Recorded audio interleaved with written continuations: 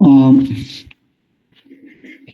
yeah, I think there was someone asked me a question, but I was busy, so maybe I will answer your question now. Do you have a question? Anyone has a question? Hmm? Yeah, someone asked me a question, I think about 5 minutes ago. No? You all hear me, right? Okay. If not, then let me start today's lecture.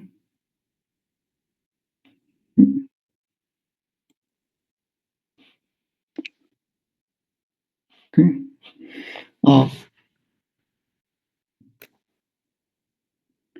Yeah, I'll continue the discussion on how to solve Laplacian Poisson equation on two-dimensional lattice with boundary conditions. Okay. So we have a two-dimensional lattice. Okay. Say 10 by 10. Okay.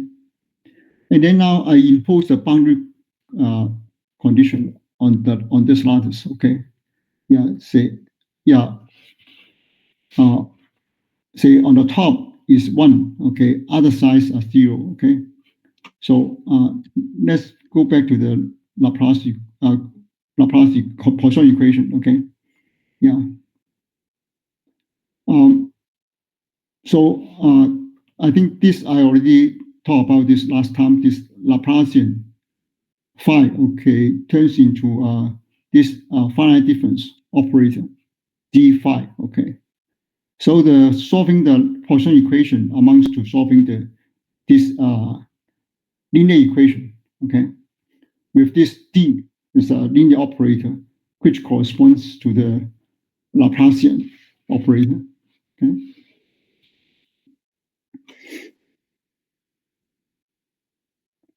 Yeah, the Laplacian, okay, can be written as any phi, okay, should be average of its labels phi. Okay.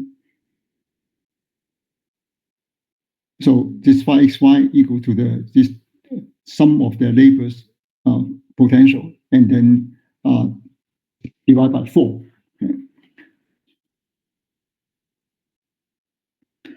So with this boundary condition, then I just use their labels to update the values of the phi, okay, and then eventually, okay, then the phi becomes converge to the correct value, okay, satisfy the boundary condition, okay, and then the phi would be more or less not changing too much, okay, or this change is an infinitesimal, okay, after many iterations. That means it converges to the solution, okay. Yeah, if any initial configuration, so now, for example, the initial configuration is this, okay, with the phi equal 1 on the upper boundary and all others are 0, okay, then I just continuously iterate the solution, okay, yeah, starting from the initially, all the phi inside is 0, for example, or any initial value, okay, but then yeah, as long as the boundary are fixed, okay, then I always updating the phi, okay, each phi inside the region according to this iteration formula, okay. Yeah. Then the iteration will stop, okay, depends on how precise we want the solution to be, okay. So the Laplacian phi, okay, yeah, is, yeah, you see inside all the row is 0, okay, there's no charge density, so the Laplacian phi is equal to 0, okay, yeah, for all the points inside the region. And the Laplacian phi absolute value square, and then sum over all the sides, okay. So so if this is not 0, then it's not there is the deviation from the solution, okay. So the solution is a Laplacian phi equal to 0. Okay, and the Laplacian phi is equal to the difference between the successive iteration solution. Okay, so that means phi I plus 1 minus phi I. Okay, yeah. So so this is the corresponding to the Laplacian phi. Okay, as you can see easily. Okay, by looking the So this is the So this is the phi I, and this is the phi I minus 1. Okay, after you take the divide by divide by 4. Okay, yeah. In general, you want to solve a linear equation ax equal to b, okay, by the iteration method. The convergence of x is satisfied the criteria. Okay, the ax minus b, the knot of ax minus b, should be less than the epsilon. Epsilon, the stopping criteria, which we can choose any small value we like. Okay, say 10 to the minus 10 or 10 to the minus 11. Okay, and the r is called the residual vector. Okay, so is supposed small, okay, or 0, okay, or very small, okay. So, but in fact, in practice, okay, ax minus b, okay, cannot be exactly 0, okay. Otherwise, it is the exact solution, okay. So the its deviation from zero is the residue, okay. So this is the residual vector, or we call it AR vector, okay. So the knot of this vector is the residue, okay. So epsilon is the stopping criteria, is the accuracy we want the solution, okay. So as long as the solution, satisfy this criteria, stopping criteria, then the iteration will terminate, okay, will not go on, okay. And that's why we call it stopping criteria. Okay. For the Laplacian equation, then the residual vector actually is equal to Laplacian phi. Okay, because the Laplacian phi equals 0 for each point inside the region. Okay, so we want the r is equal to 0. Okay? Or less than the stopping criteria. Okay, less than the epsilon. So any question at this point? No? Okay. So in order to implement the iteration, okay, now I have to distinguish the successive operations, okay. The new iteration so I plus 1 from the phi I, okay. I is the iteration label, okay. So these iterations are going from from 0, okay. Initial configuration is 0, okay. Initial configuration is any phi you can assign, okay. You can simply assign them all to 0, okay, or whatever the value you like, okay. Eventually it will converge to the correct solution. With this iteration formula. Okay. So for this purpose, for this iteration, because it only involves the successive 2 iteration, okay. So we only need to introduce 2 arrays, okay, instead of many arrays, okay.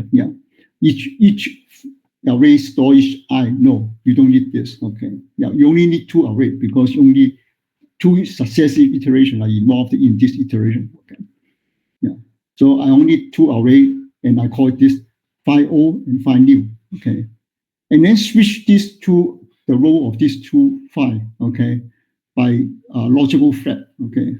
Say for example, if I flat equals 2, then the phi O is equal to phi 0, phi new is equal to phi 1, okay.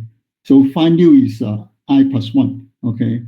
Then after this iteration has been done, then I turn the flat to be false. Then I switch the role between the new and phi. Then now I update the phi O, okay. Then the phi new equal to phi 1, and then phi O will be a phi 2. okay, and so on. So successively, okay, then I can obtain this iteration solution, okay, yeah, for any I want, okay, and I always need two arrays, okay, yeah, phi new and phi o, and then I switch their role, okay, yeah, when I finish one iteration, I flip the flag, okay, from true to false, okay, and then flip the flag from false to true, then I can do this iteration as many for many how large is the number of iteration I like, okay, okay. So this is the two flag two arrays, okay, to store the successive solution, okay. I mean the solution in the successive iteration, okay. And then I have to assign each thread to handle updating at each site. Okay. So I can have the all sites updated simultaneously. Okay. Yeah. Or in any order. Okay. Yeah. As long as I put these threads in a block and then all the threads in one block are performing the updating at each of its site. Okay. And then to determine whether a solution converges to desired accuracy, then I have to check this, okay, check the residue, okay, is less than the stopping criteria. And the error of each site, okay, can be computed by each thread, okay. But then I have to combine all of them together in order to compute this total, the residue, okay, or the knots of all the residue vector, okay. Of this, okay, sum of the error each site, and then absolute value square, and then sum over all site, and then take the square root, and this is the residue. I have to check whether this residue less than the stopping criteria. Okay. So I have to correct all this residue at each site, okay, and then sum all of them, okay.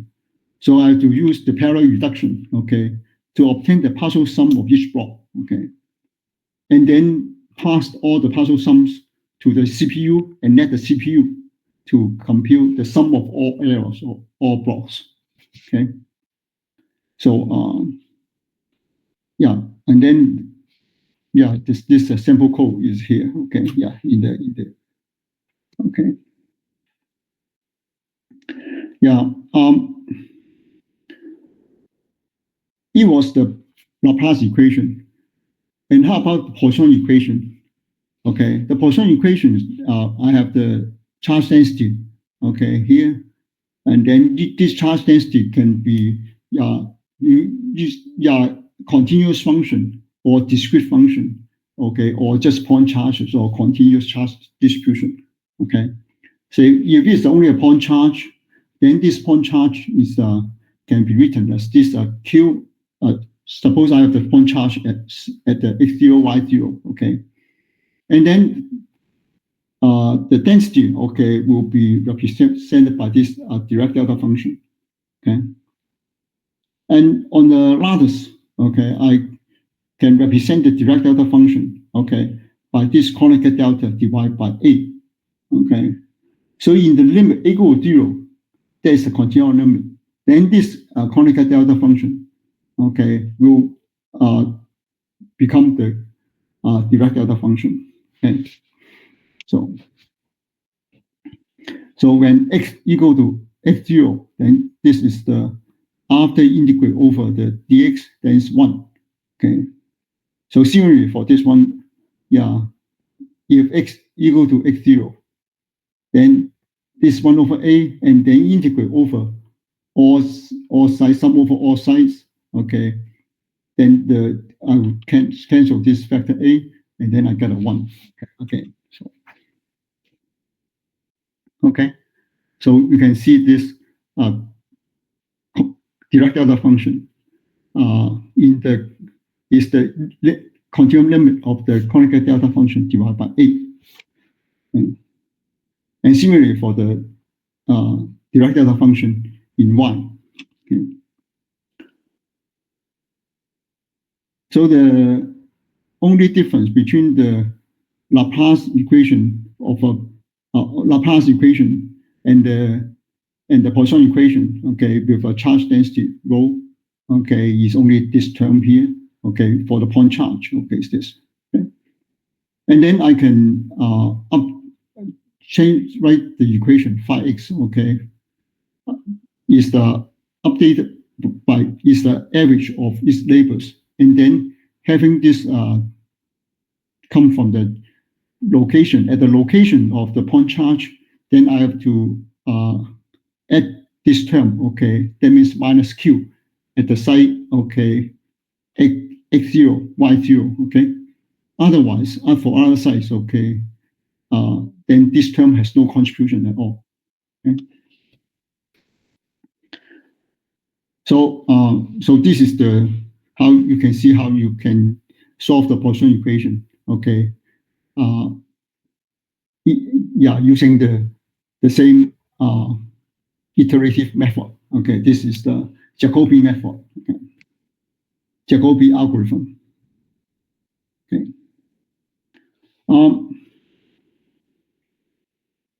So for the Poisson equation, then I have to check. Okay, this Laplacian phi minus rho. Okay, this should equal to 0. Okay, so this amounts to this. Okay, again, okay, this becomes the phi I plus 1 minus phi I. Okay, the difference between of the solution, okay, at any site, okay, and this is the take the absolute square and then sum over all the sides, okay, and then take the square root, okay, and this is the if it's less than the stopping criteria epsilon, okay, then it will iteration will terminate. Okay. Okay. So it's easy to modify the code, okay, for any charge density you want. Okay. So the power of the numerical solution is that, okay, it's easy to solve all different cases, okay. Unlike the analytical method, okay, if I give you a very complicated charge distribution rather than just a point charge, then analytically you might be very difficult or not simple, non-trivial to get an analytic solution at all, okay. But for the numerical solution, okay, once you get the code, okay, working for the point charge, then you can easily modify the code. I mean, just add for different rho, different charge density. You can just change this correspondingly in the code, and then you can run you can get the numerical solution, okay, without much difficulty. Yeah. Yeah. So for many problems, okay, you do not have an exact analytic solution. Okay, say if I give you very, and in general, the rho, okay, and this rho is not a simple function, okay, not a point charge or not a spherical distribution, okay, then it's hard to obtain the analytic solution, okay. In that case, numerical solution will be only way, okay, you can get the result, okay, yeah.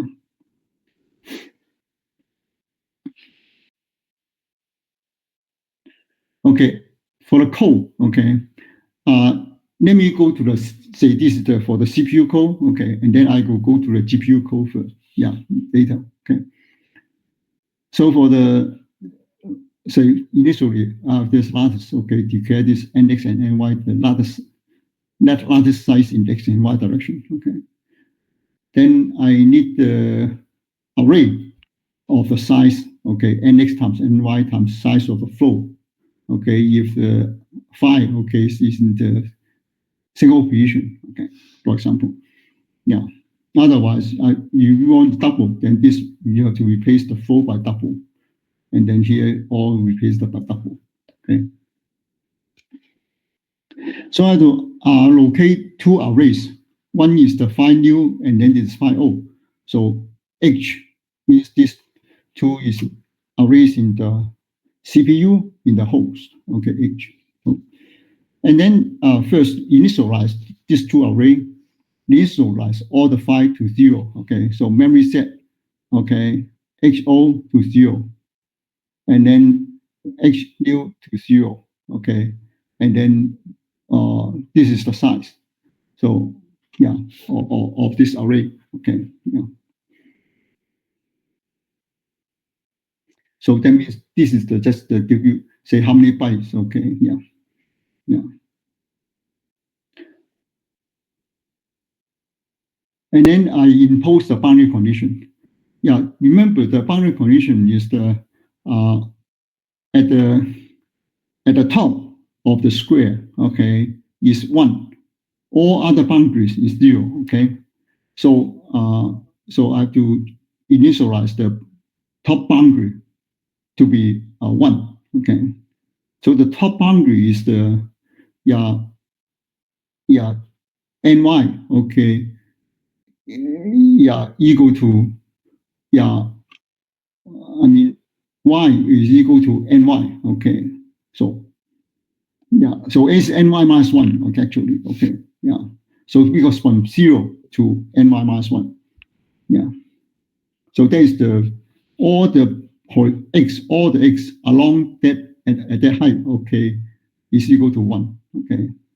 Since I have two arrays, so I have to initialize these two arrays, okay,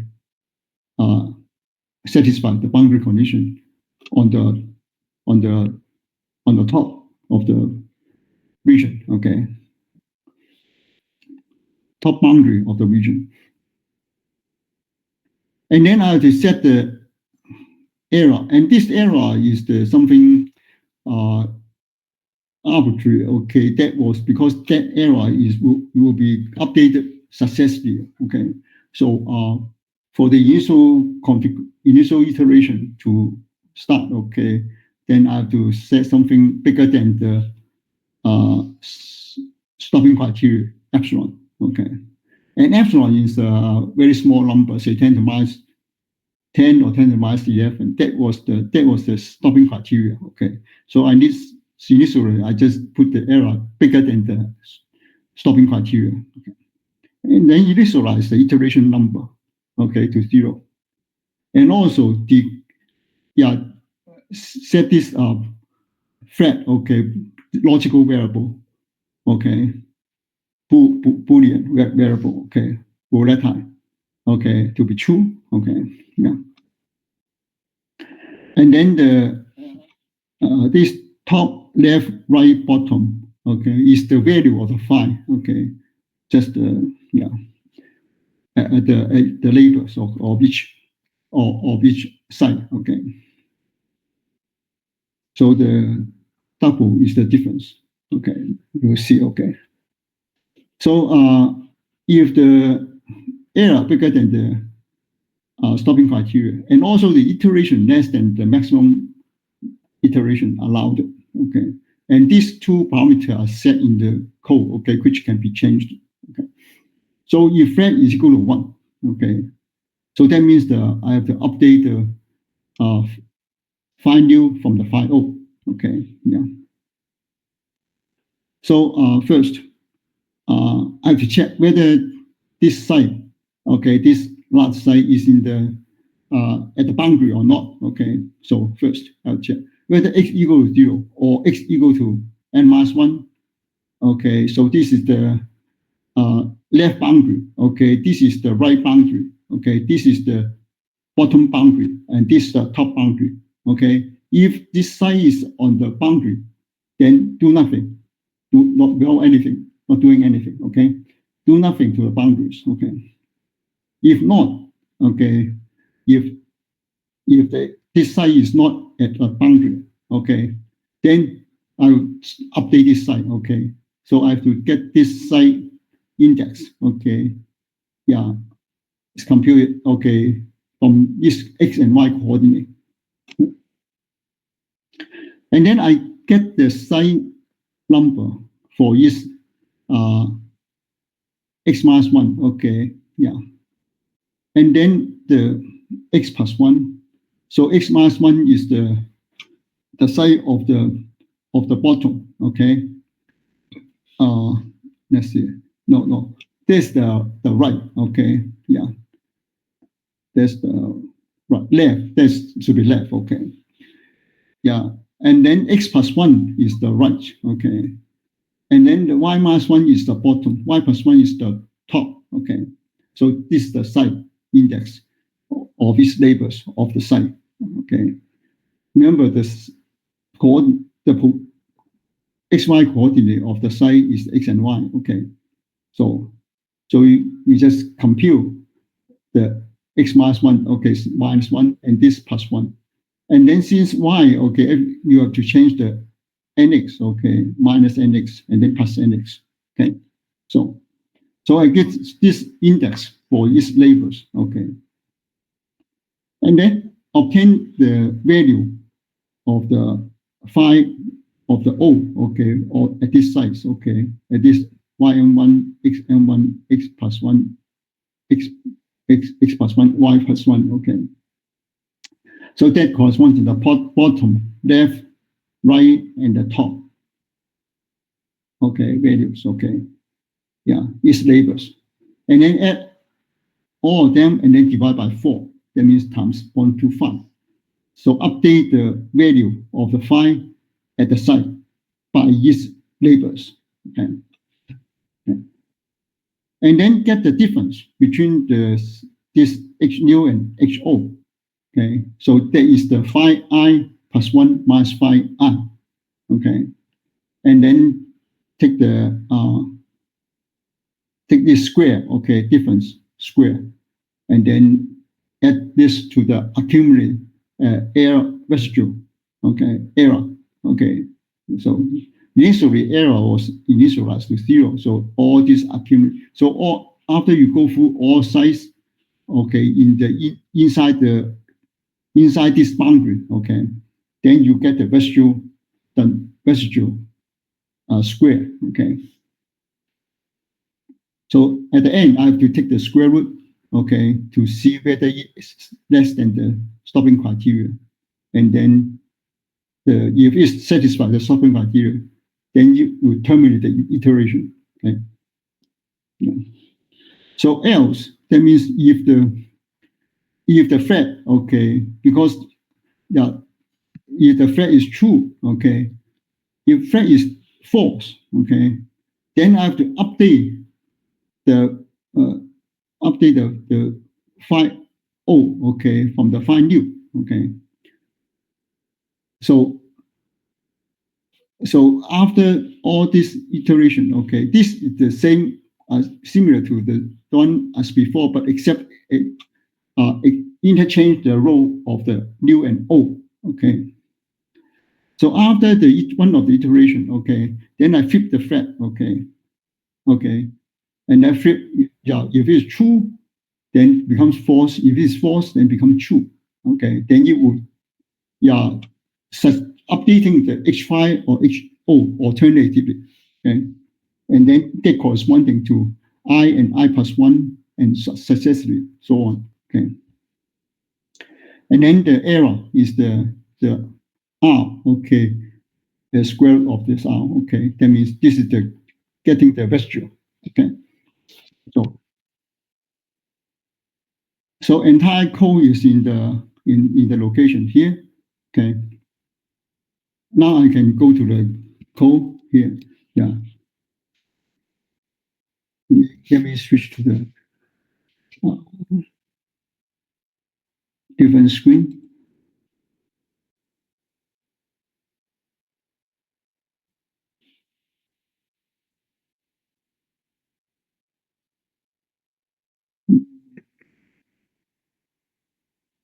Let's see. I think I have to open. Okay, here. Okay. I'll share the screen.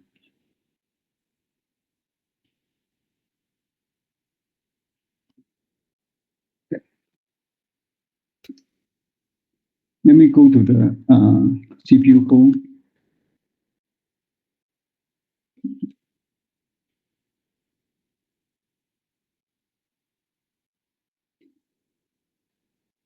yeah, for this CPU code, I still use the CUDA timer to do the timing, okay, to time how fast does it for the iteration convergence.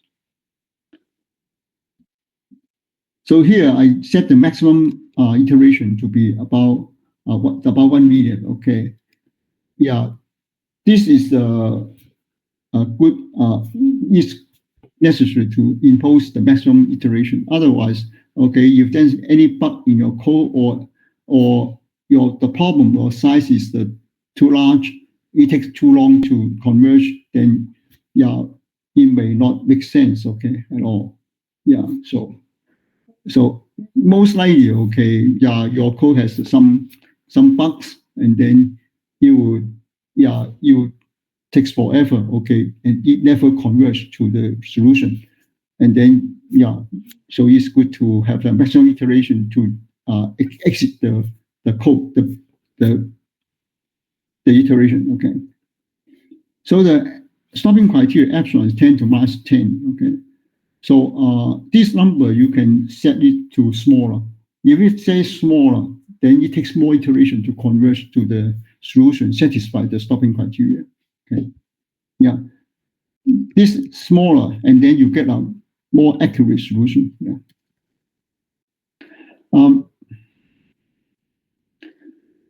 So this is just enter the size of the square lattice, and then allocate the phi new and the phi o. Okay. And initially, I set all phi to be 0. Okay. So this is the initial configuration of the phi, and then set the phi field vector with boundary conditions. Okay.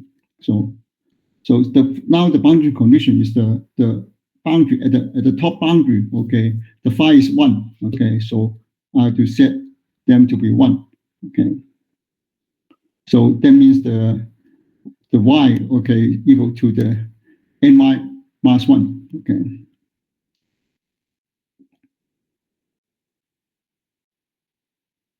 Here I also pin out the initial configuration, pin out the phi. Okay, row by row. Okay, from the top row to the bottom row. Okay. And this is pinned to a file, and this pinned to the screen, okay? And then now I create timer, okay? And start the timer. And then compute the CPU solution, okay? Yeah. Here, as I said, okay, initially I just set an error, okay, bigger than the stopping criteria, okay, in order to, yeah, for the iteration to proceed, okay? Yeah.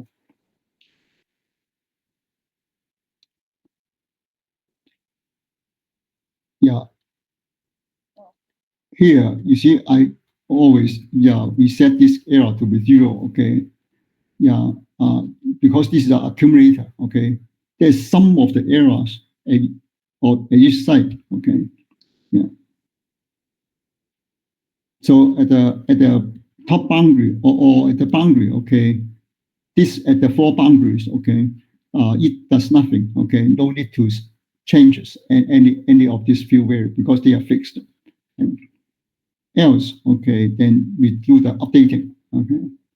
And so here if the flag is equal to true, okay, so initially I set the flag to be true, okay, so this iteration is selected, okay, yeah, and then this phi new is updated from the phi o, okay, and then after this is updated, then I turn the flag, okay, to be false.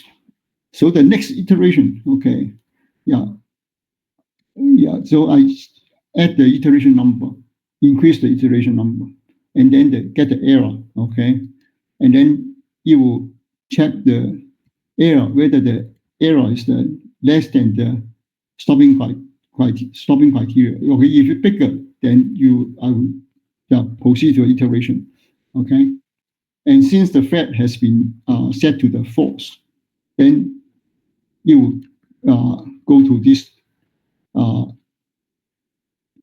yeah, you will, the loop, okay, will go here, okay, and then update the O from the 5 new, okay, from the new, okay. So you can see this iteration, okay, is a 5, I plus 1 and I plus 2 and so on. But then I always just using two array, XU and XO, okay, to facilitate this iteration, okay.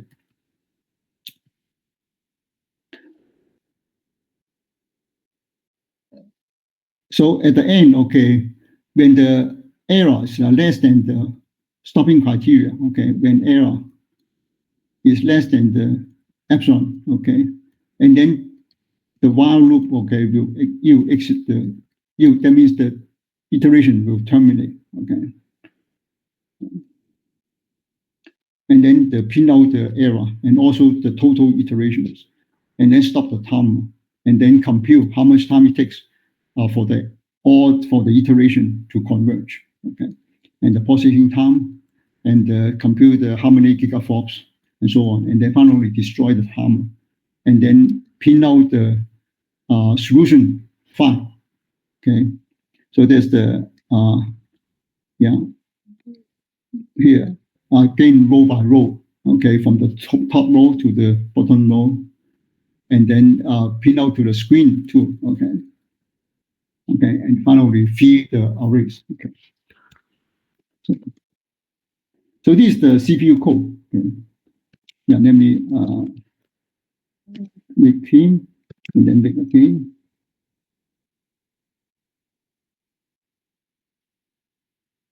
Okay. Now maybe I should just use from my here. Okay, so that I won't change those output files in that direction. Okay. So so I have the input file for the CPU. Okay. Let me see. Oh, let me see.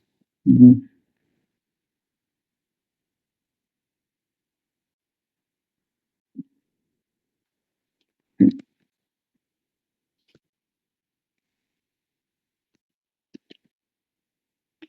Now input CPU is just very simple. Just give the what's the larger size. Okay. Say in this case 10 by 10. So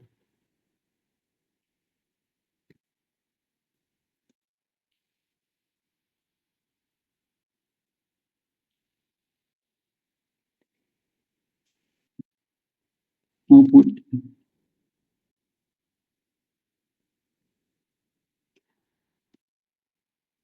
Okay. Yeah. You can see the output. Okay. Okay.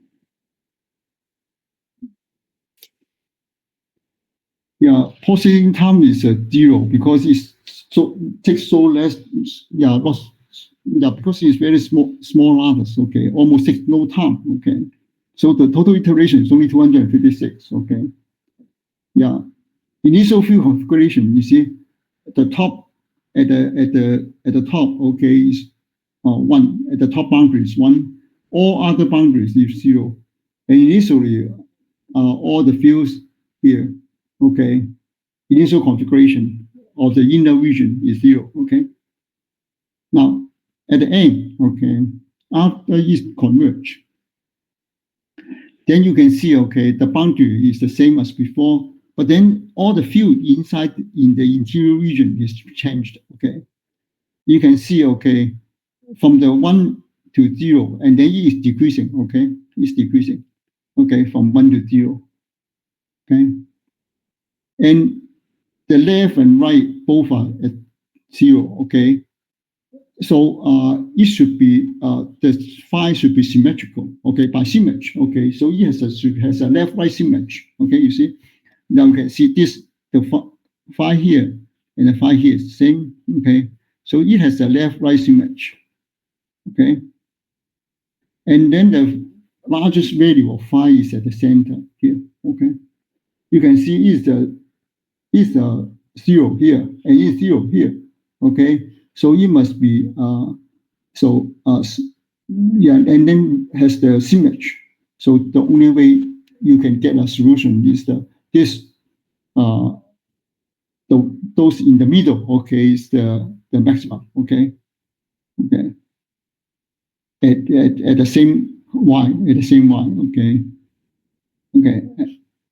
So to satisfy the boundary condition, you can see this is the solution, physical solution, okay, and you can see this is reasonable, okay, yeah, okay. Any questions about this? Hmm? About this boundary condition solution? So you can imagine you can use any other boundary condition you like, okay, and then you will get the solution, okay. Yeah, but yeah, all these yeah, non-uniform boundary condition or any say in the boundary, okay, there's a point here, okay, is say it's a 10 or something like that, okay. Yeah, in this case, okay, those boundary conditions, okay, will be very difficult to solve by analytical methods. Okay? Yeah, but for the numerical solution, yeah, no matter what kind of complicated boundary, okay, you can always find the solution by the same code. Okay, just impose the boundary condition. Okay, change the setting the boundary condition, and then the iteration just yeah will also uh, proceed, okay, in the same way, okay, but maybe it takes more iterations, okay, but you can get the numerical solution, okay, easily, okay. So this is the CPU code, okay. Now let me go to the GPU. Yeah, maybe I go to the transparency first. Yeah, let me switch to the different screen. Okay. Yeah.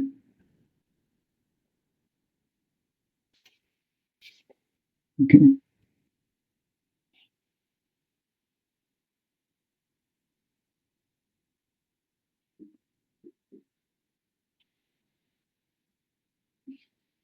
So for the GPU code, okay, let me go to the kernel first. Yeah. For kernel, okay, yeah. Uh, Again, okay, this is for the updating, for the updating the file at each site, okay. So I have the one thread, okay. Each thread, okay, will update the file at each site. Okay? So since I have to use the parallel reduction, so I need to have this share memory, okay, yeah, cache in order to do the parallel reduction to compute the residue for this block, okay, and then each thread, okay, perform the error, okay, at each site. Okay? So again, I have this the top, left, right, and bottom, and then initially set the difference or the error 0, okay, and then number the nx and ny is the how many blocks the grid size times the block size, okay, in the x direction, and then the block size times the grid size in the y direction is the ny, and the x coordinate and y coordinate is associated with the block index and the thread index of each thread, okay, yeah, and then I have the cache index. Cache index just the since is the for each block, okay, so I only need to know the thread index and the thread index and the x and the y, okay, or yeah, each block, okay, and then the sign, okay, is related to x and y, okay, and again, if the is not if this is not at the boundary, okay, then the difference, okay, is 0, okay, because yeah the file is not updated. Okay, yeah. And else, I have to compute the x minus 1, x plus 1, y plus 1, y minus 1, and the y plus 1. Okay, the size of the labels. And then compute get the phi of these labels corresponding to this size of the labels. Okay, the bottom, left, right, and top. And then sum all of them, and then divide by 4, and then update the phi at the site. Okay, so this array is phi new. Okay, so update the phi new from the phi o. Okay, so the phi o is the I iteration. Phi new is the I plus 1 iteration. Okay, yeah.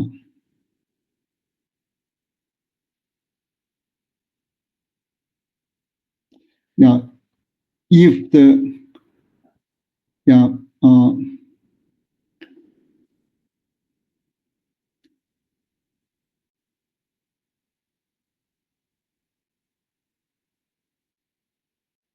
so so the fat, okay, if fat, okay, is true, okay, yeah, if the fat is false, okay, then I will update the phi o for the phi new, okay.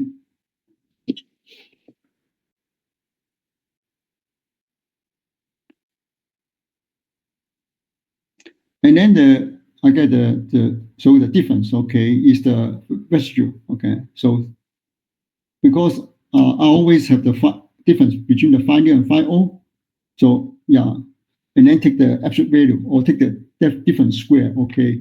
So it doesn't matter phi new minus phi o or phi o minus phi new, okay, because I always take the square of it, okay. Take the square of difference, okay. Yeah, so the add to then put the cache, okay. So this is the shared memory, okay, location for corresponding to each the site, okay. Each thread, okay, has a has this computer difference square for each site, okay. And then I have to syn thread, okay, yeah, because not every thread, okay, has complete the operation at the same time. So I have to ensure then all threads has complete its iteration, complete its computation. Okay, yeah.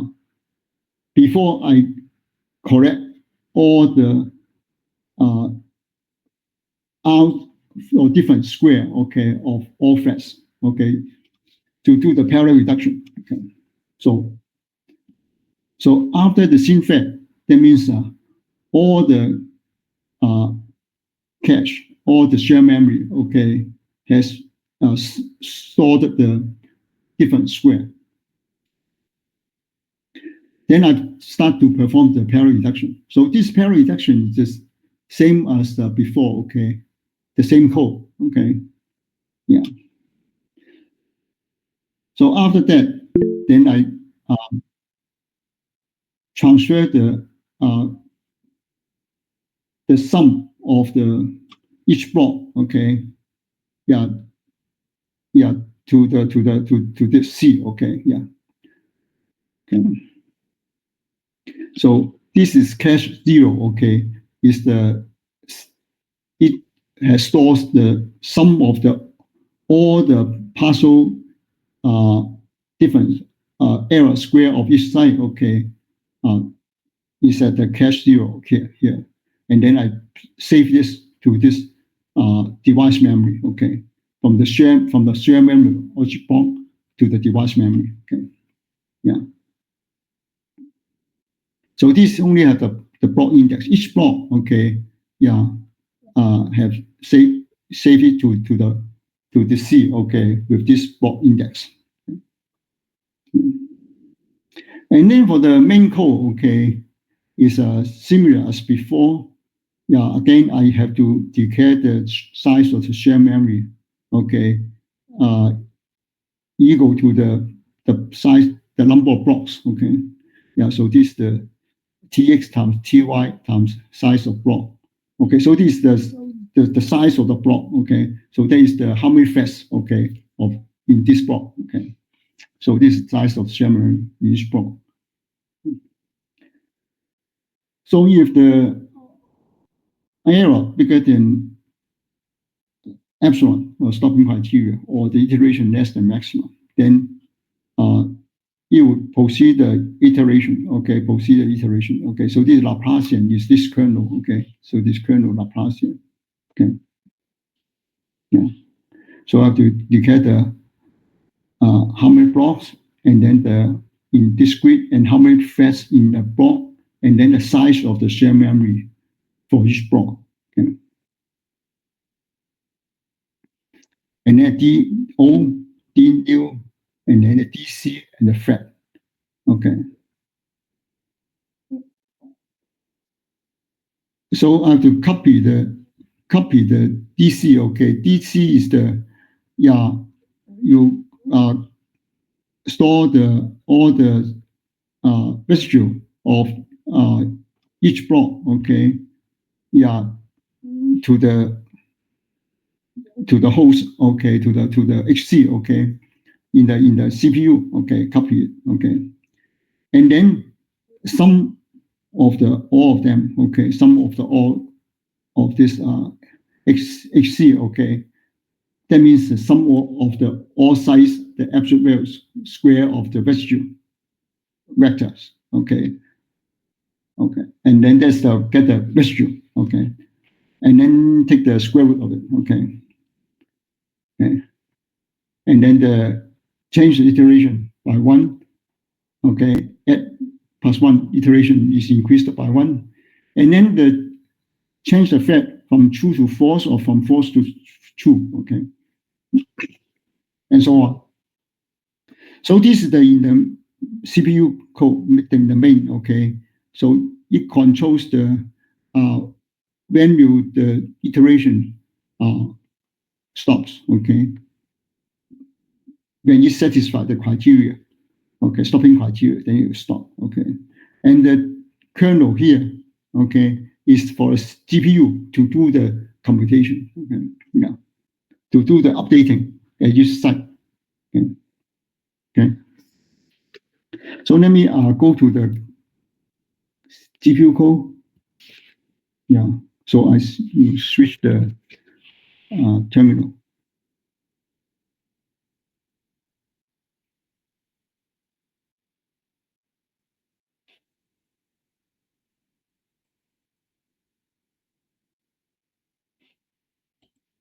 Okay. Now.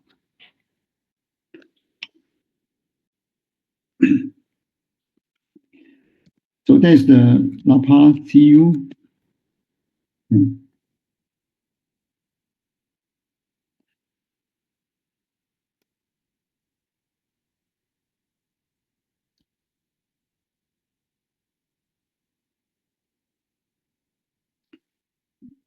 So this is the device field vector DO and DO, DU, DO, and the DC. Okay. And then the G new is just I have to transfer the D new to the G new. Okay, in order to write to pin out. Okay, the G new. Okay, so that is the solution vector. Okay, the solution file. Yeah.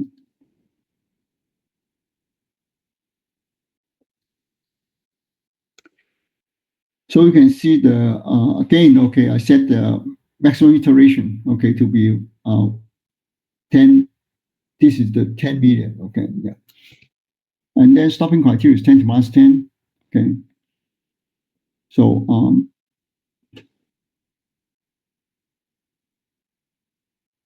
you can see the code here is the same as what I show you in the transparency. Okay. So I don't have to explain it again and perform the para reduction. Okay. So in the main code, okay, yeah, say GID, the GPU ID, and that okay, and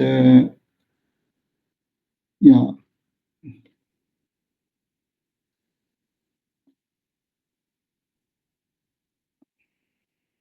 So number of threads per block. Okay, that's something in the input file. Okay, so I can assign what's the block size, okay? Yeah. And then I have this dimension threads. Okay, there's the how many threads in the x and y, xy direction. Okay, and then yeah, here I have the block. The last size must be the multiple of the block. How many blocks times the block size times the grid size. Okay, say yeah.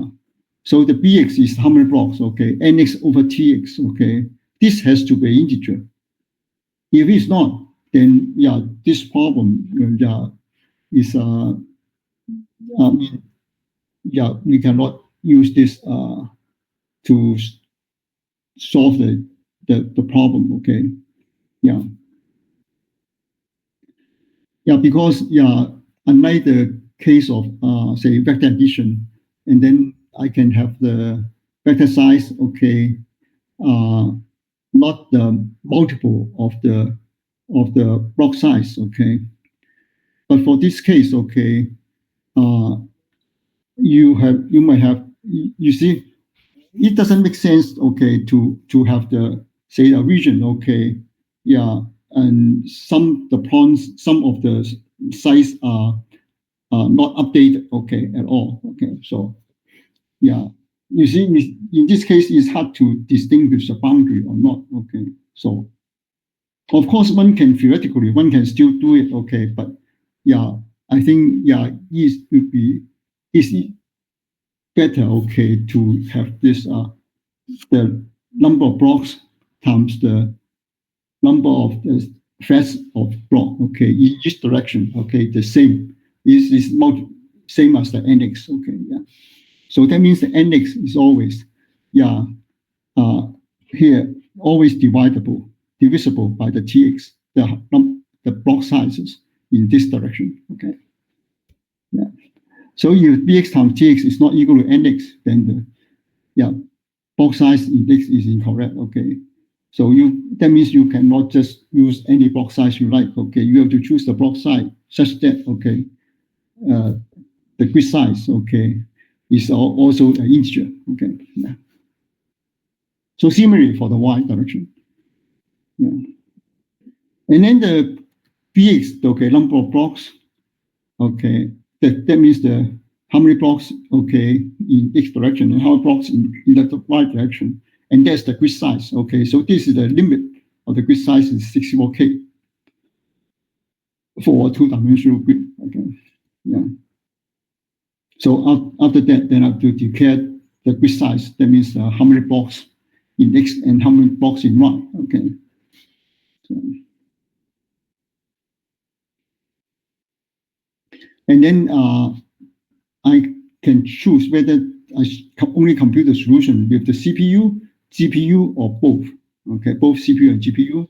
So that is I just use the integer 0, 1, or 2. Okay.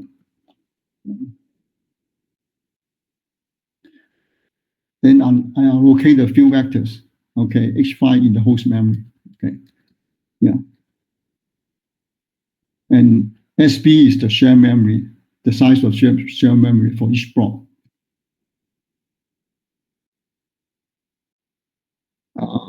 Let's see. For this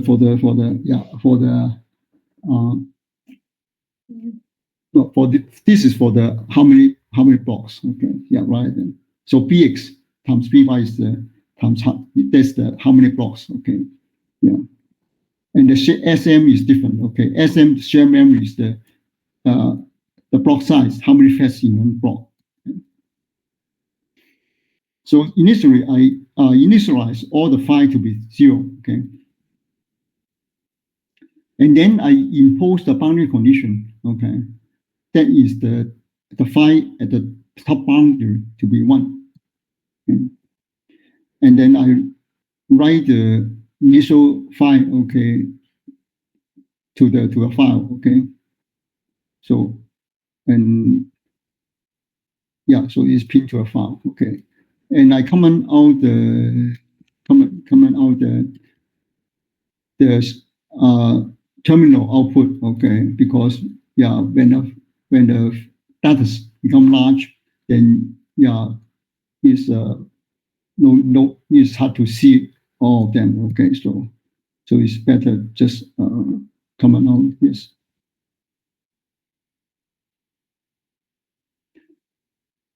And then create a timer, okay. So if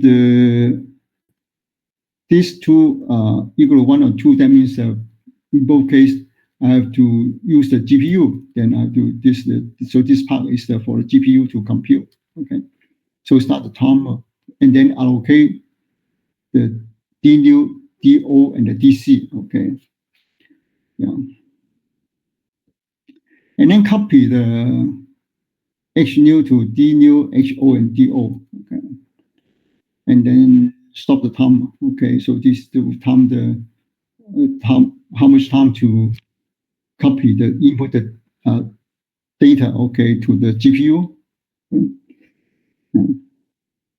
and then set the error. Initial error is the 10 times of the epsilon, and then set the iteration to 0, and then fed is equal to true. Okay, and now the SM. SM is the how many feds? Okay, TX times TY. That is the block size times the size of flow. Okay, so this is the share memory. Okay, in each block. Okay. Yeah. Then each block, each thread, okay, will compute is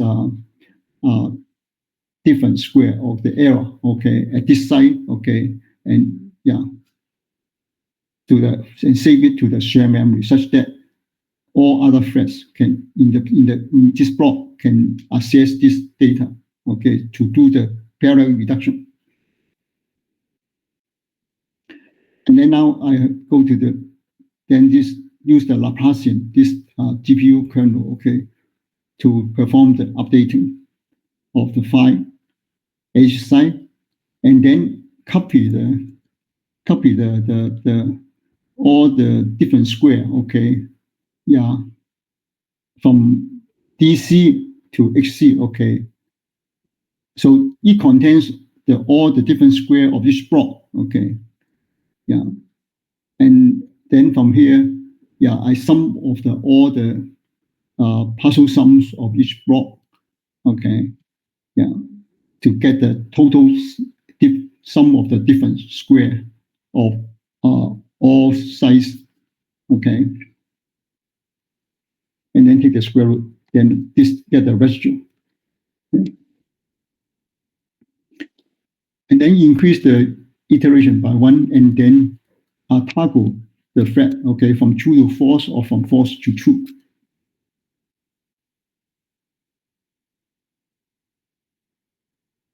Okay, so if the here, so if the epsilon, okay, or bigger bigger than if the error is bigger than epsilon, okay, then this iteration will go on, okay, yeah, and then call the updating, call the Laplacian to update to proceed to the next iteration, okay.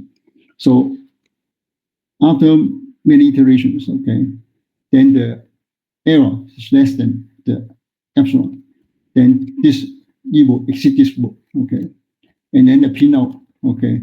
So this is the error of the GPU, okay. So this is the residue, okay, computed by get the solution, and then there's the residue of this is the GPU, okay, from the GPU, and then the total iteration, okay, and then stop the timer, and then also compute the gigaflops, and then copy the results from device to host, okay. So this is the D new, okay, and then copy the G to the G new, okay. So this is the copy the solution vector to the host, and then stop the timer, okay, and then pin out the yeah, also pin out the 5 GPU, okay, oh, yeah, of this GPU, okay, yeah. So this is for the GPU, and then for CPU, okay, so this is the same as before, okay, I show you the other time, the Laplace CPU or CU, okay, so I don't have to repeat that. Okay. Then at the end, okay, I can compare the speed, okay, say what's the speed up of the GPU, okay, and then also the output the solution, okay, from the CPU, and then pin out the so this is the solution for CPU, and finally just feed all the arrays. Okay. So yeah, I think it's a good practice after you finish all the computation. You really, wherever a GPU has been used, then I use the CUDA device reset. Okay, so after reset, then everything of that in that GPU, okay, will be reset. Okay, so no more data left on the GPU, or any array has been still there. Okay, so yeah. Okay. So let me use the input,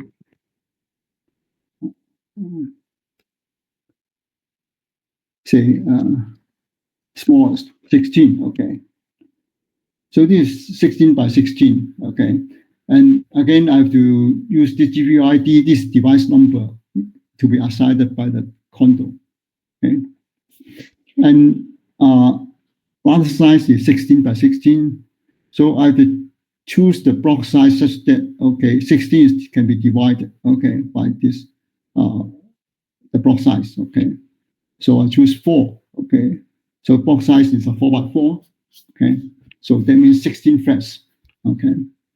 And then in this case, then there's also 16 blocks, okay, because only 4 blocks in each direction, okay. And I have to compute the solutions by CPU and GPU both, okay. So I use the thread 2.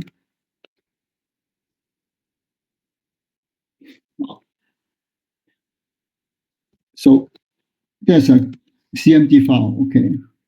For CMD file, okay, yeah, so initial directory has to be the working directory, okay.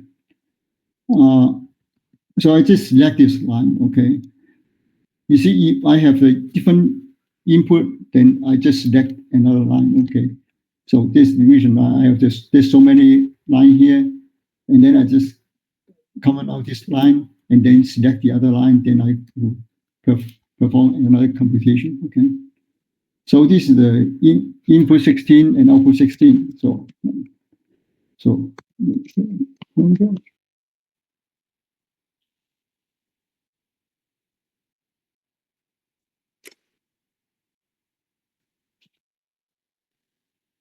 okay.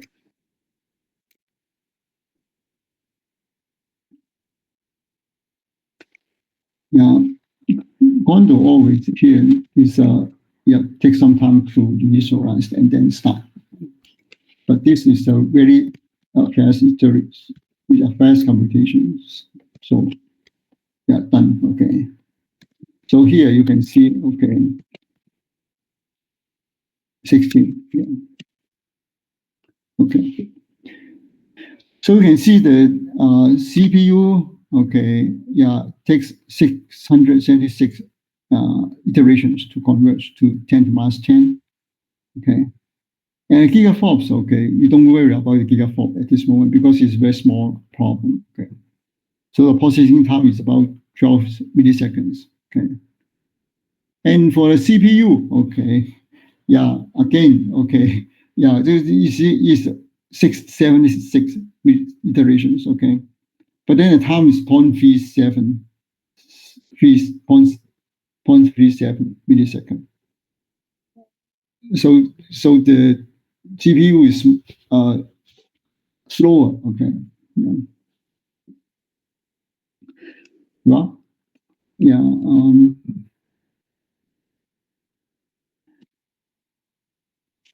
Don't worry, okay. Yeah.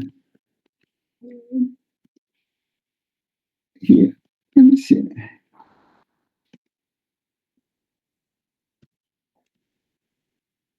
Let me work this first. First, I look at the 5 initial. So 16 by 16, but then you can see, okay, the top boundary is 1, and then all other arrays, all rows are 0, okay? So that means this is the satisfy the initial boundary condition. So this is the initial 5, okay? And now, what's the 5 GPU solution? Okay, okay. So you can see, okay, yeah.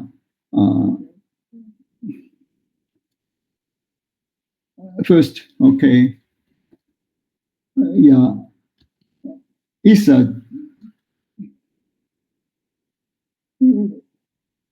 yeah from 1 to 0, okay, yeah, from large and then smoothly, okay, goes to 0, okay, and then as I said, okay, there should be a left-right symmetric refractive symmetry, okay, so you can see this, okay, so these two, okay, in the middle, okay, are the same, okay, and this this column and this column are actually the same, okay?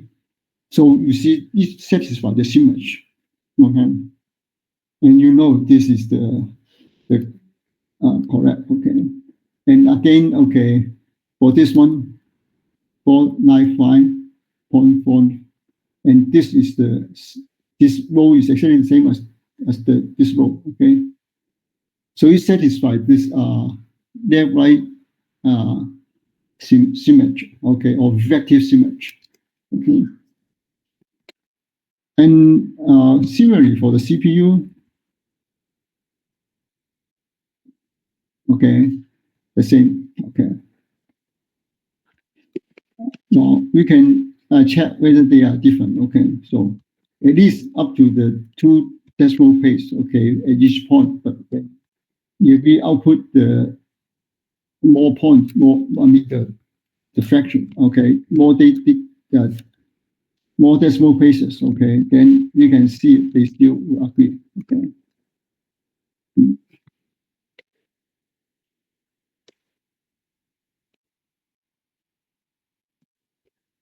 So there's no difference, okay, yeah, of these two data file, okay, except this called GPU field configuration and this CPU field configuration. All other numerical values are the same. Okay, so you see the CPU solution and the GPU solution agrees. Okay, so this is the first is the check the small large size. Okay, then we can go to the larger lattice.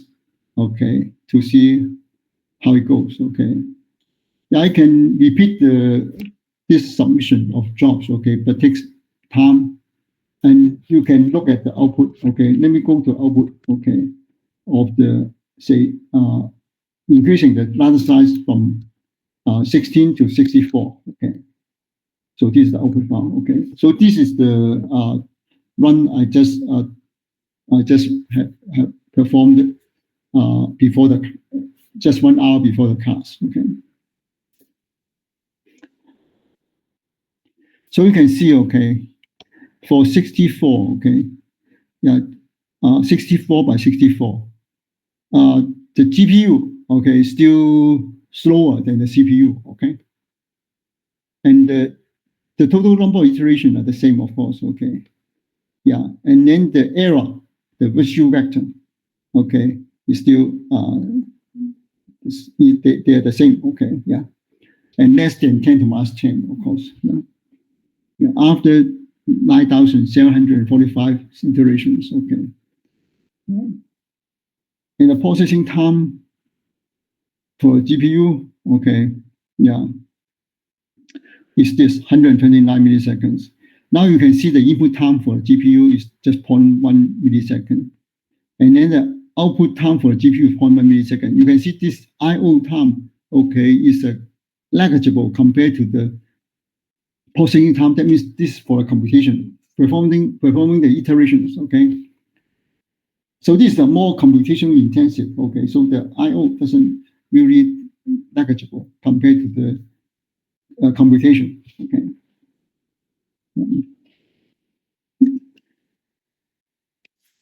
Go to the larger lattice, 128 by, I say, 128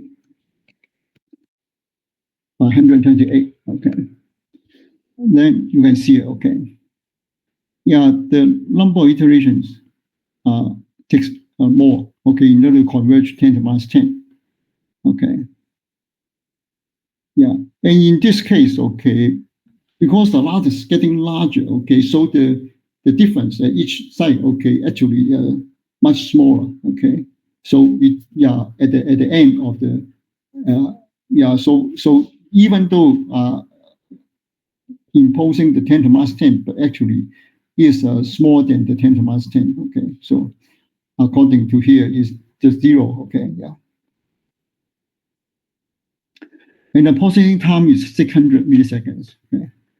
And but for CPU, okay, for CPU is 1469 milliseconds. That means 1.4 second, and this yeah 0.6 second. Okay, so the yeah GPU is yeah 2.4 times faster. Okay, than the CPU in this case. How about larger lattice? 256. Okay, now you can see. Okay, the GPU is 9 times faster. Okay, and yeah, the number of iterations are the same, of course, yeah, in both cases.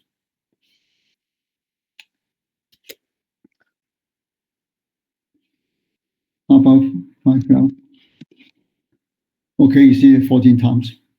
So you can see when this problem, okay, getting larger and larger, then the GPU is getting more powerful.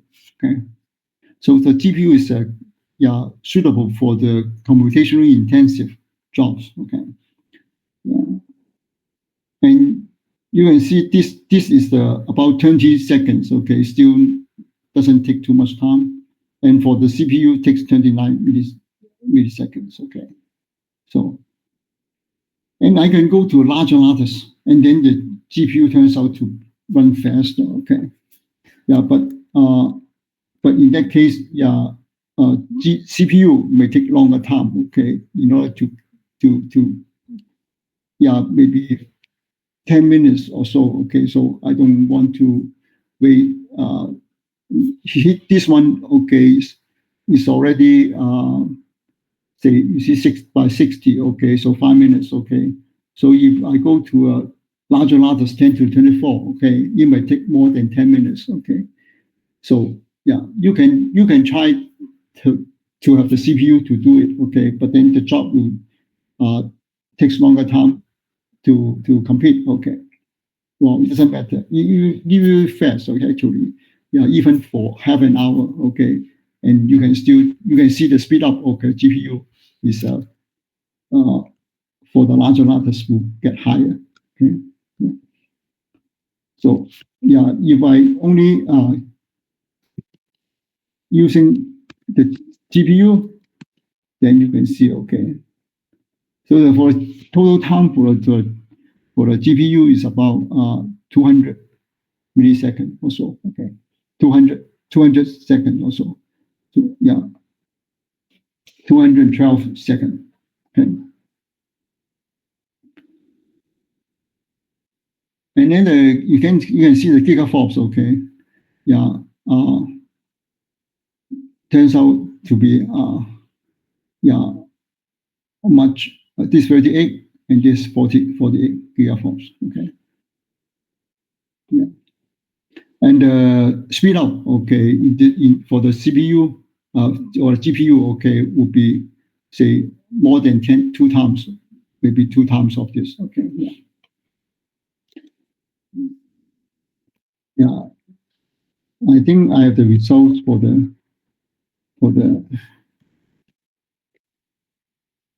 yeah, from last year. Okay.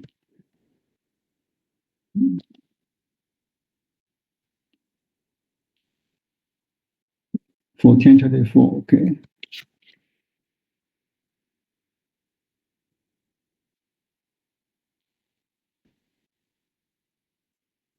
211. Okay, let me get some full test results. Okay, here I think get this one. I get the oh, 1024. Okay, so for this for the 1024 by 1024. Okay, speed out of GPU is about 16. Okay, right then I set factor 2. Okay, yeah, 512 is 14, and then for 1024 by 1024 is about 16. This is the result I did the year before. Yeah, so you can see for CPU is about how long it takes almost 1 hour. Okay, to do it to finish this job. Okay, but for the CPU is about 200 second, 207 second. Okay, so you can see. Okay, this is a lot of difference. Okay, yeah.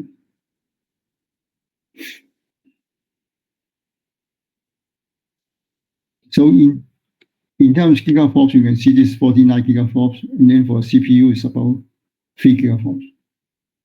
Okay. So this is 16 times faster. Okay. Than the yeah. GPU is 16 times faster than the CPU for this problem. Okay. But if I keep on increasing the size of the lattice, okay, then the gain speed up of the GPU will be larger, much larger. Okay.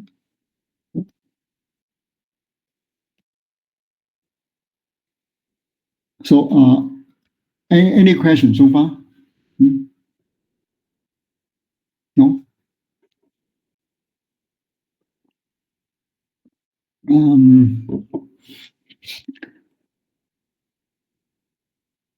Let me return to the transparency again. The lecture transparency.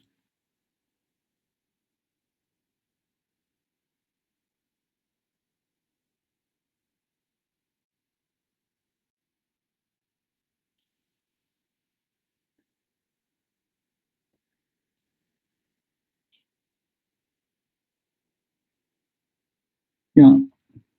So I would like to talk about texture memory. Okay. Yeah. In the GPU, we have the device memory. Okay. So that is called the global memory. Okay. Which can be accessed by the CPU and the GPU. Okay. And then the share memory. Okay, which can be accessed by all threads of one block of each block. Okay. Yeah. Okay. Only one block. Okay. All the threads in one block can access the shared memory. Okay. Of this block. Okay. Yeah. And then there's a texture memory. Okay. And the texture memory. Okay, is you can regard this as a cache. Okay. Yeah. Between the streaming processor and the device memory. Okay. So it's only for reading only. Okay, cache. Okay. So you can only read the data. Okay, from the texture, and the texture is bounded to the device memory. Okay, before you can use it as a so texture memory is not memory, but rather than just a cache. Okay, yeah, you have to bound this cache to the device memory. Okay, before you can access the data. Okay, from the device memory through the texture. Okay, so it's only a read-only cache to enhance the speed of reading data from the device memory. Okay, so this is especially for the data in the local region of a physical space-time. Okay, but separated far apart in the linear memory. Then you have an advantage of using this textual memory. Okay, yeah, you will speed up the reading of the data. Okay, the physically local data, but this data may be far apart in the linear memory. Okay, yeah. For example, I have the two phi value, phi xy and a phi xy plus 1. Okay, so in this case, they are labels. Okay, in the physical space. But in the linear memory, okay, they are stored in these two positions, this position and this position, and they are separated by NX. Okay, so these two, if I regard it as if we access the memory, okay, from the device memory, from this linear memory in the device, then it may take more time if I read these two data from the cache, from the textual memory. Okay, so textual memory has taken into account of the locality of the data. Okay, yeah, so it's something, quite unique. Okay, for the GPU. Okay, because the GPU always have to deal with the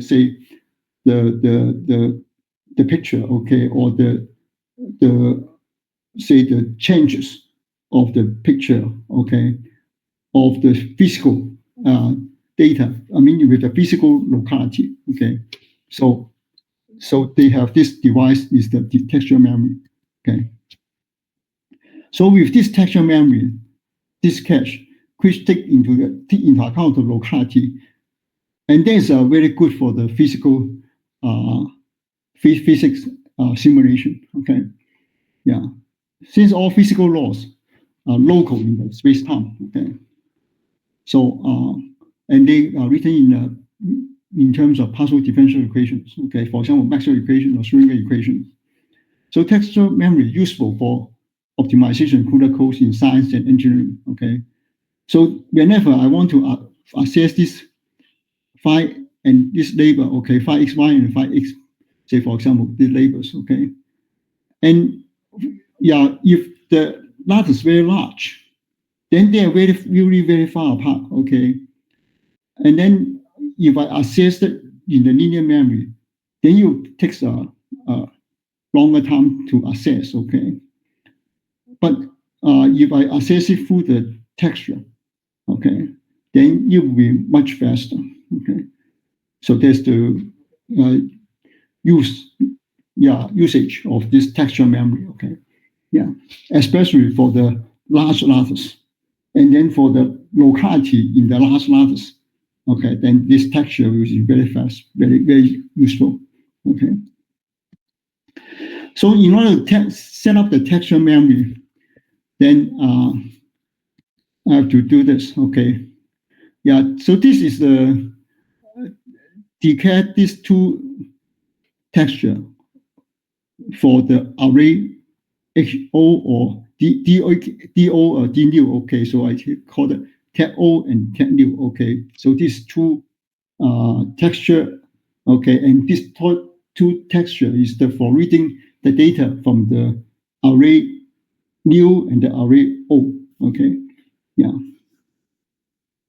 So you can see here, this is the DO, and this is the, so CUDA create the texture object, TEO.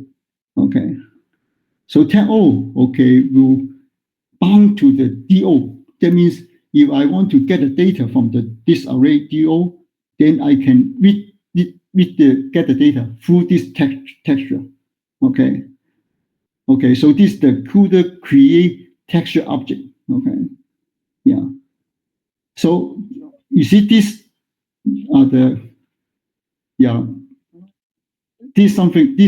that is the thing. Okay, you can change. Okay, for your problem. Yeah. And anything else? Okay. Yeah, it's the same. okay, for different problems, okay. And this is for the example for a one-dimensional texture, okay. Yeah, you want to use this two-dimensional array or anything, then you have to look up the menu, okay. So similarly, okay, I have this D new and then a text new, okay, cuda-lecture, okay, yeah. So that means in using this one-dimensional texture, you only have to maybe you have to use this tag new tag O, and this is the DO and bound to the tag O, and then the D new bound to the tag new, okay, and then you read the data, okay, fetch the data, okay, from the texture, okay, rather than read this from the device memory, okay, these are the device memory, okay, and this is the read the data through the texture, okay, okay, so this is the setup of the texture, okay, and in the main code, I set up the texture, okay, and then just call this kernel, Laplacian kernel, okay, as usual, okay. But then the kernel is a little bit different instead. Okay, instead of reading the B from the DO, I have to read the DO via the tag O. Okay, and then I have to get the tag new. Okay, from this. B is equal to this tag new. Okay, yeah. Yeah, for another for the when the depends on the flag, okay, is true or false, okay, for the update, okay. So you see, you cannot read, you do not read directly from the DO, you read it through the texture of the DO, okay, and then use this command, okay, cat 1D fetch. Okay, and this is the data is a full, okay, data type is full. Okay. Yeah.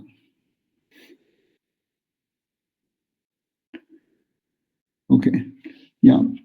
Let me go to the code. Okay, the one Laplace solving this iteration. Okay, the Laplace equation.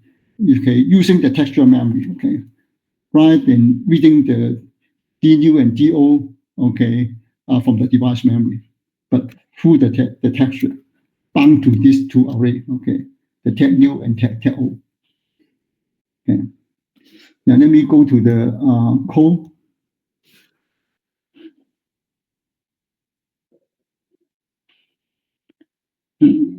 Here.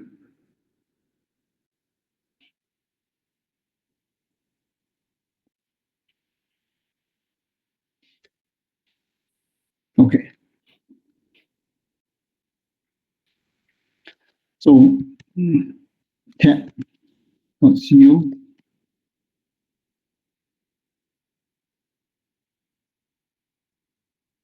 First, I go to the main code, the main.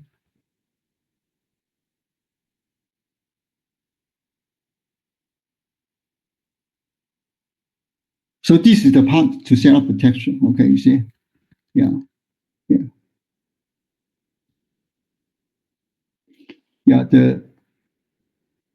yeah. Tag new, tag O, tag new, tag O. Okay, and then bound to the bound the tag O. Yeah, to the tag new, the DO. Okay, tag new to D new. Okay. Yeah.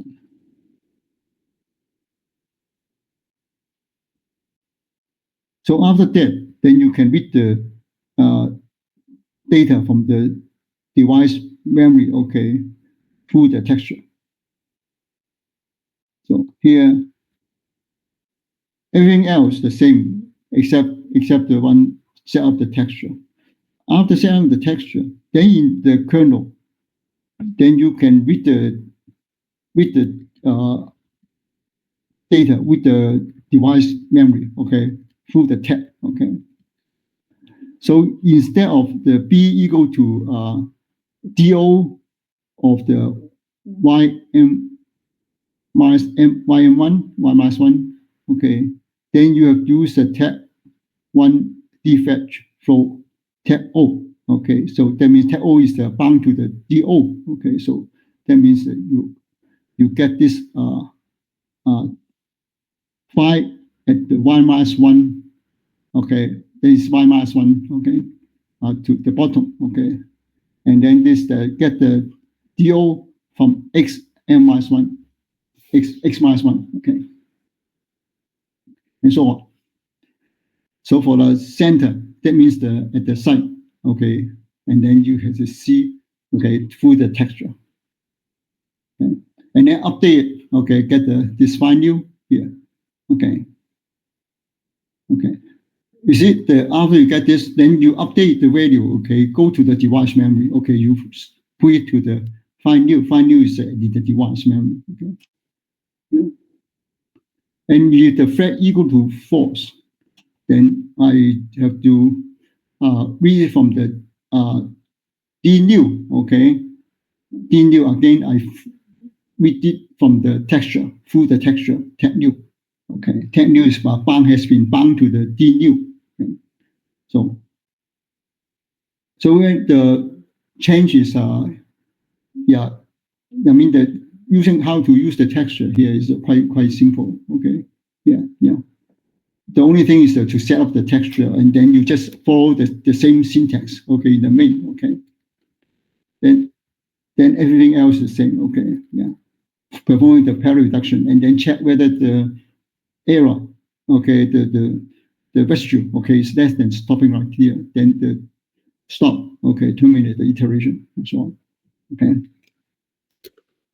Okay. Now, so with the texture, okay, with the texture memory, okay, then you can see how is it compared to the one without the texture. Okay. So let me I already perform the run, so I don't have to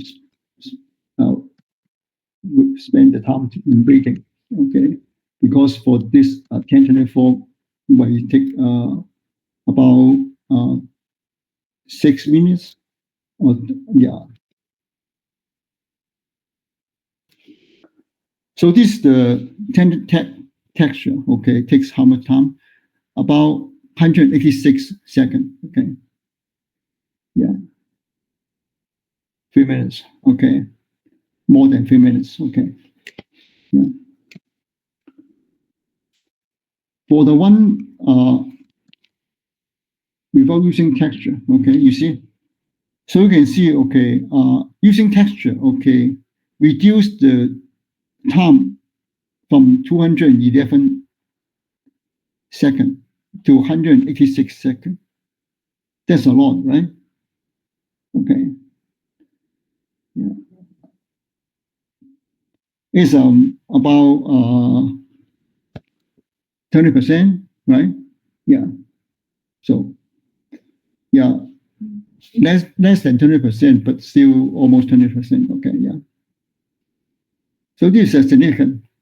So using the texture, okay, yeah, can speed up the reading of the data from the device memory. Okay, yeah.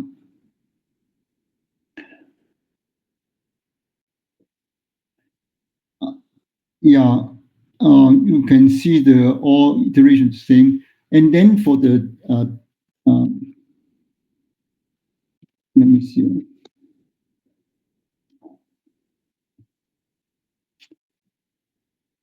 I have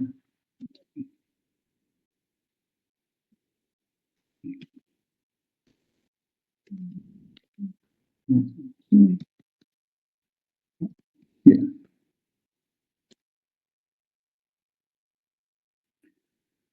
Yeah, too bad I already removed the result file. Okay, otherwise I also have the result of file tab and the file GPU. Okay, so you can see the resulting file is the same. Okay, the solution is the same. Okay. Yeah. Okay.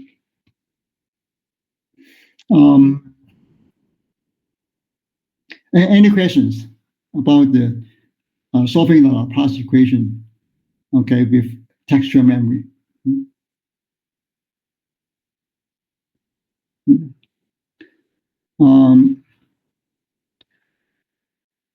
Yeah, I look at some of your problem set 1, which has been handed to me. Okay, turned to me. Okay, and I find that okay. Yeah, you always forget to put the SYNFET okay to the device code. Okay, and again I emphasize this is important.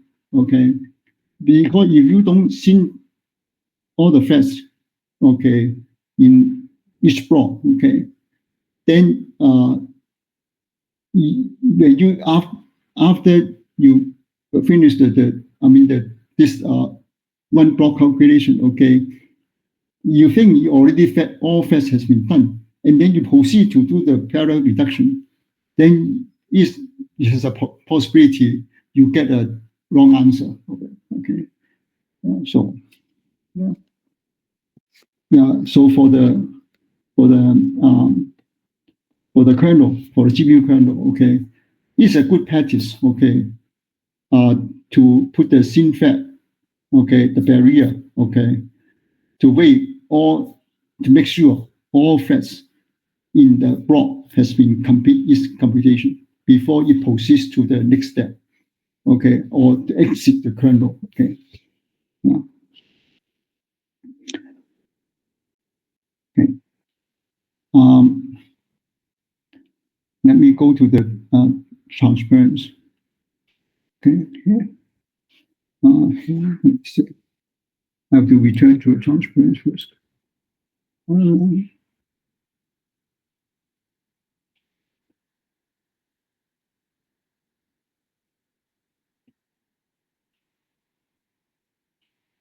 Okay.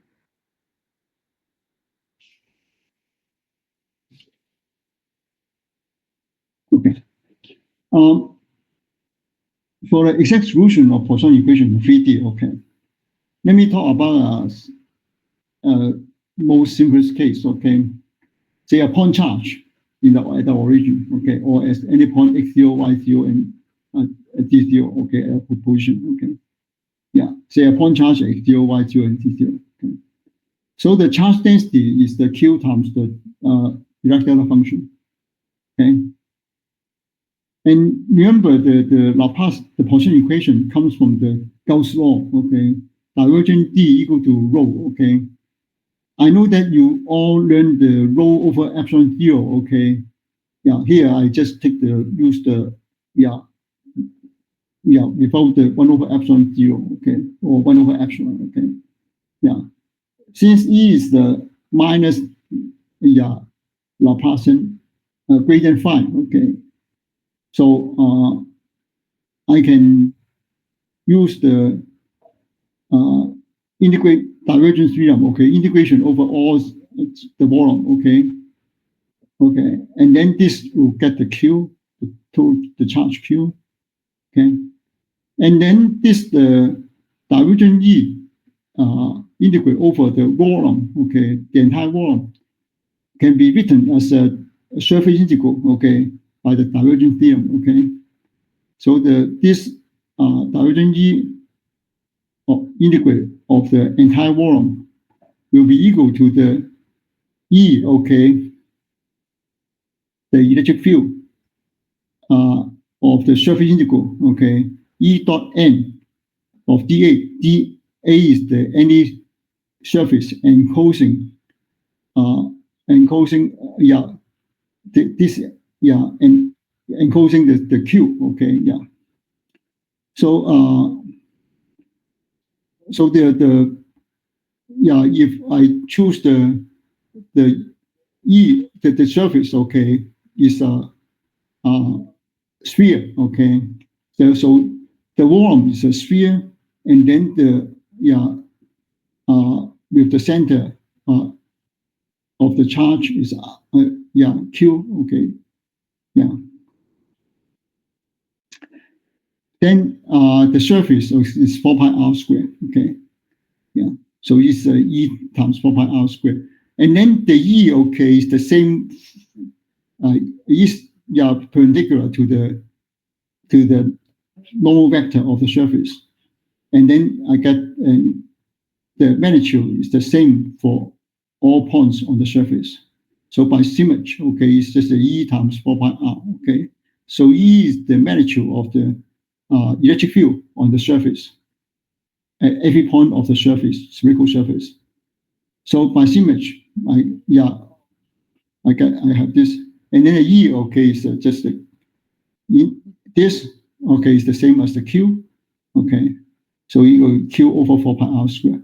Okay, so there's the Coulomb's law. Okay, yeah.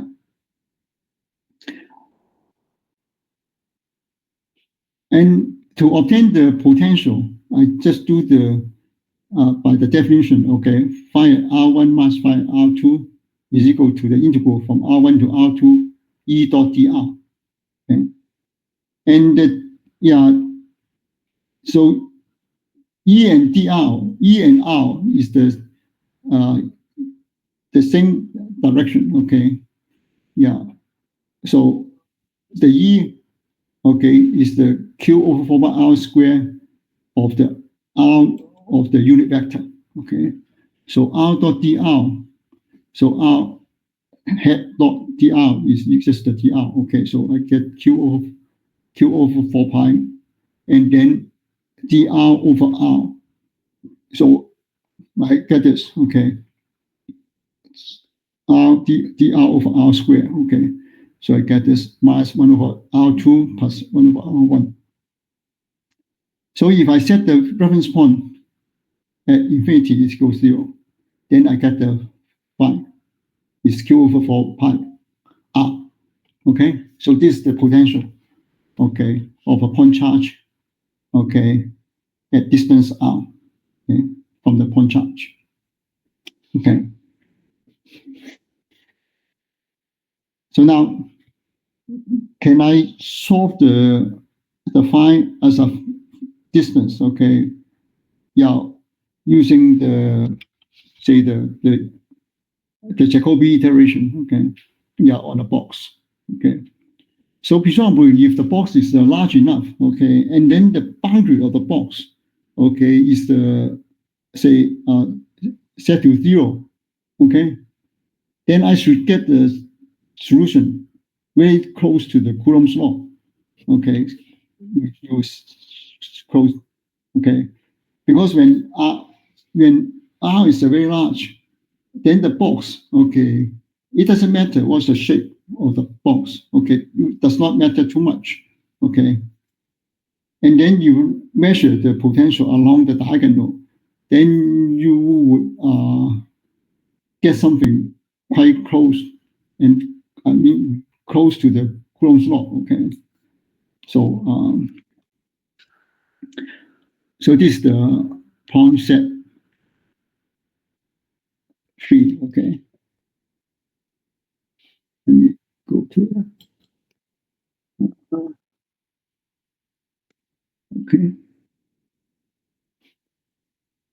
So the problem set 3 is the solve the Poisson equation of three-dimensional lattice with boundary conditions. So let me consider a cube of the size L cube, okay? L times L times L. And then with a point charge Q equal 1 at the center, okay, at the center. And this cube, okay, if I put it on a lattice, then with the lattice size running from 0 to L, okay. So I have L plus 1 size, okay. The size is L, okay, each direction, okay. So the center is L over 2, okay, okay, yeah.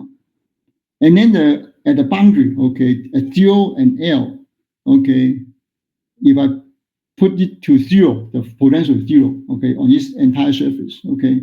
So it has, say, yeah, 6 sides, okay, yeah. 6 sides. So this is cube, okay, on the surface of cube, okay. You put it all to 0, okay, and then find the potential, okay. Yeah, a distance r from the point charge. Say the r you can measure along the diagonal or anywhere in any direction you like, okay. But as you change the L from say small L 8, 16, 32, 64, etc., and so on, okay, then you will see the potential. How does the potential change as the distance of R?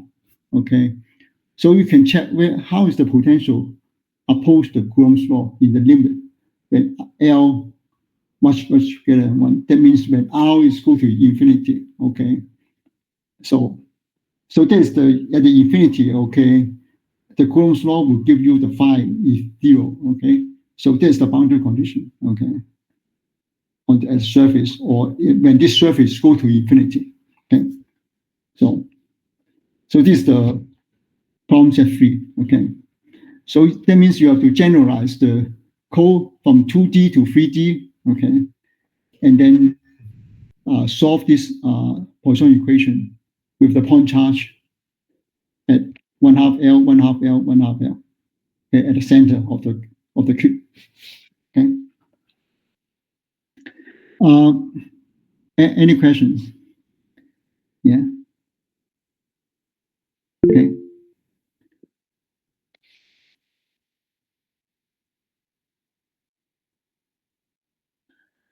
Oh, someone asked me should I release the participation record of each week?